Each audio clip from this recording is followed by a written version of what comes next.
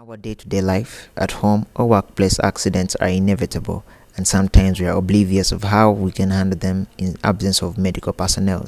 Speaking to Goody TV, Goody Leisure Farm Health Service Manager Dixon Othieno Emmanuel, he recognizes first aid as the quickest way to save a life. But the major aims are for first aid anywhere, even if it's not for students, even if it is not for BMS, but for anybody across the aspects of life in every environment we are in.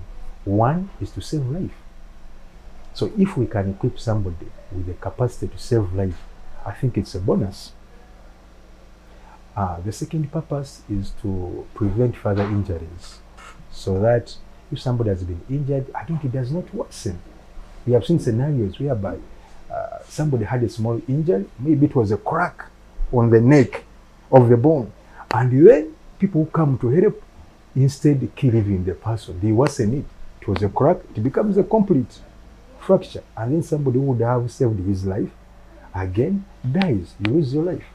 So that is another thing that we are interested in. And the other one, we do strongly believe that if we train them, then we are building a block on the healthcare system of Uganda.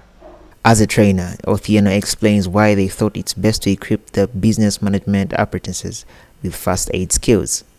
We thought it wise that when you follow the International Labour Organization standards, and even when you follow the Uganda's Occupational Health and Safety Act of 2006, the Act number 9, Section 13, it is obligatory for all employers to make sure that there is welfare of the employees, there is supervision of the employees, and also training of them in matters to do with their health at workplace.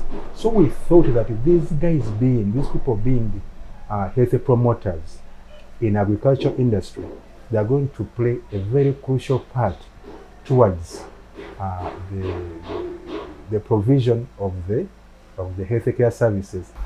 Being health promoters, we are going to send them to villages, communities, which in our setting we call veras, and we think that people will be having that health-oriented basis. And when you have that health-oriented basis, people will always say, "Hey, Musao, Musao, Musao." And I imagine a situation where people call you Musao, Musao, and you can't even do the first aid. And of course, the first aid it's not only for the so-called medics. No. It is for everybody.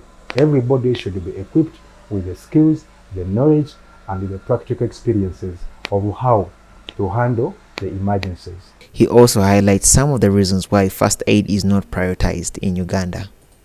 They are not informed, and even if the law abides them to have such services at their workplaces, they are not embracing it. In fact, it's not only in Uganda. This is a common thing in all developing countries. We have not embraced workplace health, of which first aid falls in. We have less number of professions who have specialized in the areas of occupational health and safety.